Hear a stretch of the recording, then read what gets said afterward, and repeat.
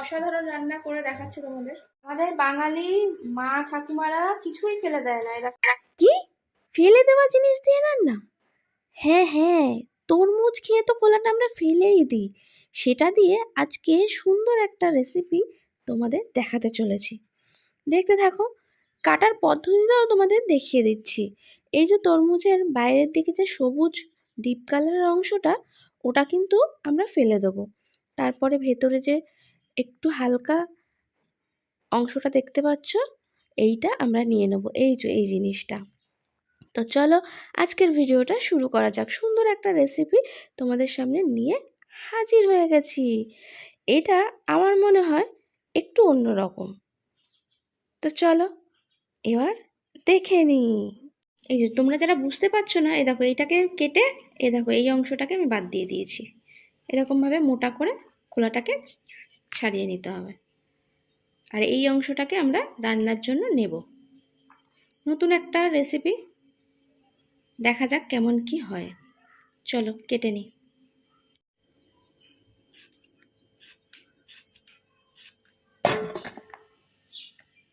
দেখো কাটা আমার কমপ্লিট হয়ে গেছে, এরকম ভাবে কেটে নিয়েছি।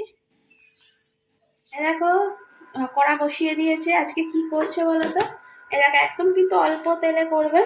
তোমাদের বলেইছিলাম যে ওই যে তরমুজের যে রেসিপিটা, সেটাই এখন করবে মা, তাই জন্য তোমাদের সঙ্গে বলেছি শেয়ার করব।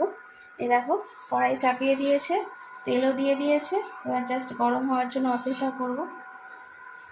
একটা অসাধারণ রান্না করে দেখাচ্ছে তোমাদের। আমাদের বাঙালি মা ঠাকুমারা কিছুই ফেলে দেয় না। দেখো তরমুজের যে খোসাটা, সেটা ফেলে না দিয়ে সেই সবুজ অংশটা বাদ দিয়ে দেখিয়েছি তোমাদের। তারপরে এই পর্যায়ে আমি কেটে রেখেছিলাম, সেটাকে জল দিয়ে ধুয়ে নিয়েছে।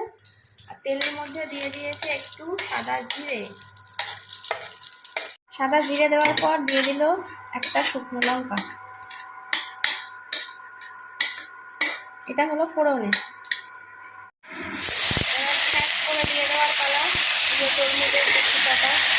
দেখো দেখে মনে হচ্ছে না যদিও বা, মনে হচ্ছে না পেঁপে গোছের কিছু। দেখো দারুণ, একটু একটু লালচে ভাব রয়েছে।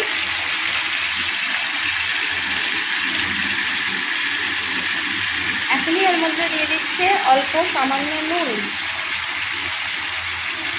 দেখো ঢাকা দিয়েছিল, এবার খুলে এটাকে একটু নাড়িয়ে চাড়িয়ে দিচ্ছে। আজকে একটু অন্যরকম রেসিপি। এইগুলোকে আমরা ফেলেই দিই, এগুলোকে আমরা খাই না। দেখি মা কীভাবে রান্না করে, তোমাদের সঙ্গে ওই জন্য শেয়ার করছি, যাতে তোমাদের ভালো লাগে। তোমরা মানে যদি টেস্টি হয় তা তোমরাও করে খেতে পারবে, তাই না?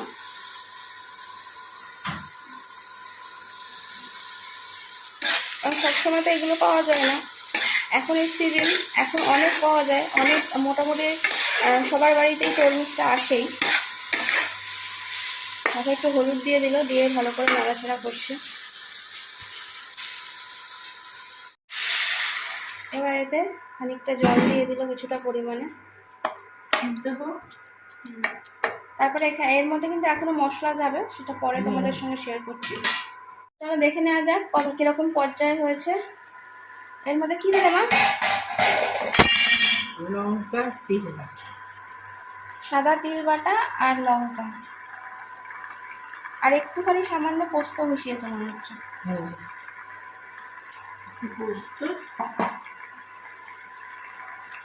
একটু পোস্ত, একটু সাদা তিল আর কাঁচা লঙ্কা। চালমগজ দিলেও ভালো ছিল। চালমগজ নেই তরকারিতে, এর জন্য দেয়নি। আছে মিশিয়ে দিতে পারতে ভালো লাগবে। এটা দেওয়াতে কিন্তু তরকারিটা খেতে আরো সুন্দর হয়ে গেছে। আমি ভাবছিলাম মা এটা কী দেবে, হয়তো জিরে গুঁড়ো দেবে ভেবেছি, কিন্তু না, এর মধ্যে পোস্ত আর সাদা তিল দিয়েছে, এর জন্য আর খেতে আরও বেশি টেস্টি হয়ে যাবে। চলো এটা শুকনো হওয়া পর্যন্ত অপেক্ষা করবো।